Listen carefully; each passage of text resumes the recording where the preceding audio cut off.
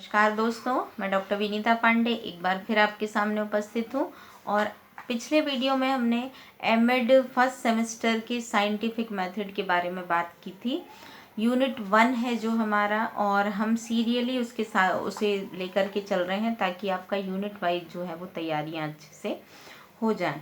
तो हमने डेफिनेशन पढ़ी, उसका मीनिंग पढ़ा और उसका कॉन्सेप्ट पढ़ा। अब हम आज ये देखने वाले हैं कि साइंटिफिक मेथड जो होती है, वैज्ञानिक विधि, उसकी विशेषताएं कौन कौन सी होती हैं।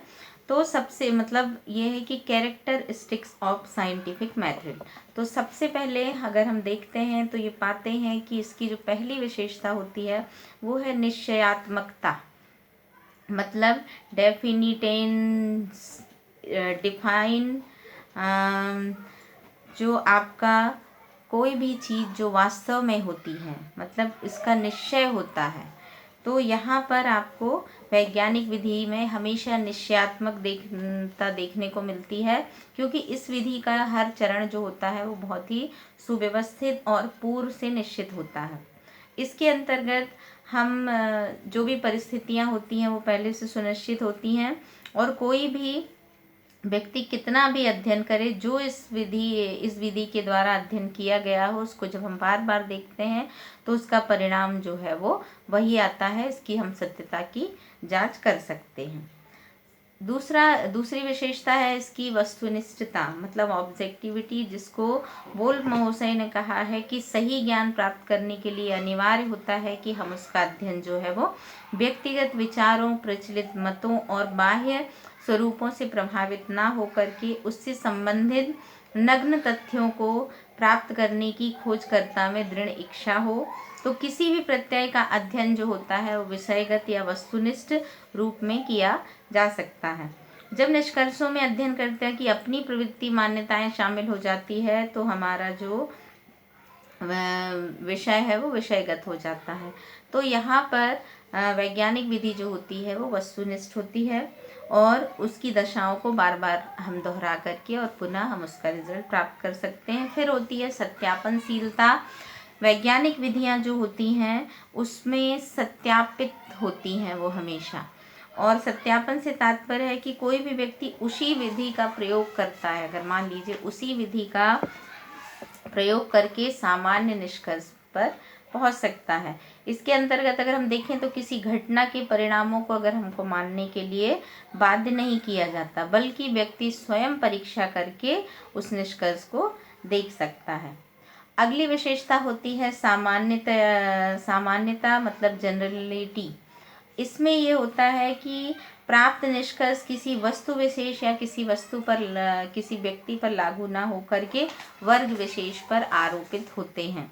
उदाहरण के लिए, जैसे जब हम किसी विद्यार्थी समूह का अध्ययन करते हैं तो उससे प्राप्त जो भी निष्कर्ष होते हैं वो केवल उस समूह के लिए ही ना हो करके समस्त विद्यार्थी वर्ग के लिए अप्लाई किए जाते हैं। अगली विशेषता होती है आपकी पूर्वानुमान, मतलब प्रीडिक्टेबिलिटी। इसमें प्रीडिक्टेबिलिटी में क्या होता है, वैज्ञानिक विधि द्वारा प्राप्त निष्कर्षों में पूर्वानुमान की क्षमता जो होती है, यही निष्कर्षों की सत्यता का प्रमाण होती है, क्योंकि हमें कई बार ये पहले से पता होता है कि ऐसा उत्तर आ सकता है। उदाहरण के लिए, यदि हम अनुसंधान में ये ज्ञात हो कि थकान से प्रतिक्रिया का काल बढ़ जाता है, तो हम थकान का मापन करके प्रतिक्रिया काल का पूर्वानुमान लगा सकते हैं। लेकिन थकान के अतिरिक्त अन्य कई ऐसे कारण हैं जो प्रतिक्रिया काल को प्रभावित करते हैं, जैसे प्रेरणा, आयु, लिंग। इस प्रकार से जब प्रतिक्रिया काल के संबंध में हम पूर्वानुमान करते हैं तो ये मान्यता रहती है कि अन्य संबंधित कारक भी स्थिर होते हैं। तो ये बातें अगर सब समान रहती हैं, प्रायः सभी वैज्ञानिक अध्ययनों में ये अनिवार्य होती है।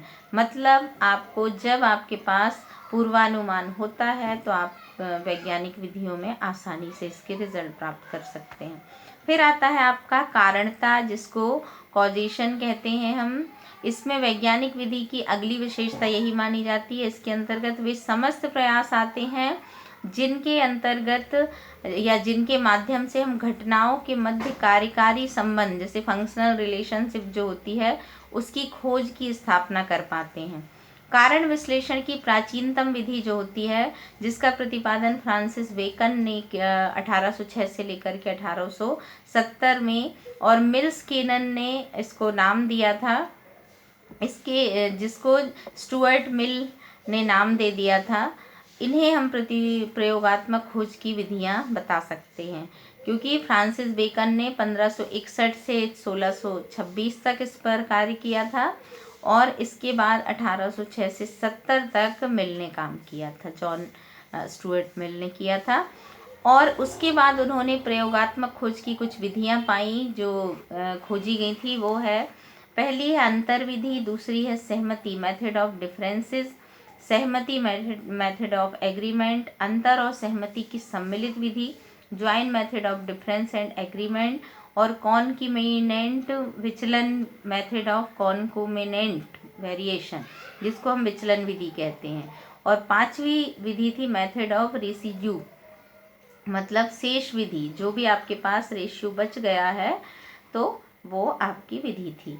तो ये वाली जो विशेषता है साइंटिफिक मेथड की, इसके अंतर्गत भी बहुत तरह की विधियों को बहुत सारे वैज्ञानिकों ने खोजा है, और इसके बाद इन विधियों को आपको पढ़ना है। वैसे आपको बहुत डीपली नहीं है, पर फिर भी हमको ये पता होना चाहिए कि अंतर विधि क्या होती है। जब हम दो समूह लेते हैं और उसमें कोई अंतर आए तो अंतर होता है। सहमति में खोजकर्ता या दो से अधिक ऐसी घटनाओं का निरीक्षण करते हैं जहाँ पर प्रत्यय प्रस्तुत करते हैं, और फिर यहाँ पर हम उससे सहमत हो जाते हैं। इसके बाद सहमति और अंतर की सम्मिलित विधि में होता है, कहीं कहीं हमको कुछ कॉज में सहमति भी होती है और कहीं कहीं हमको कुछ अंतर भी मिलता है।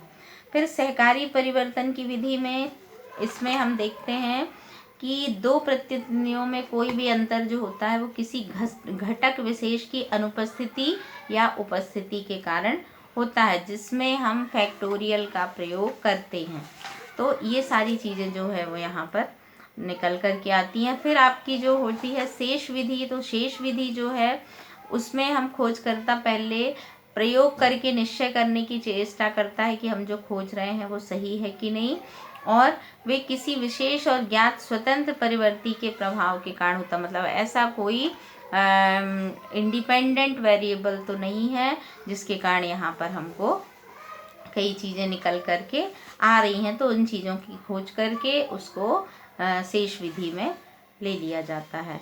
तो आशा है कि आपको वैज्ञानिक विधियाँ जो होती हैं, साइंटिफिक मेथड, उसकी विशेषताओं के बारे में बहुत अच्छे से समझ में आया होगा।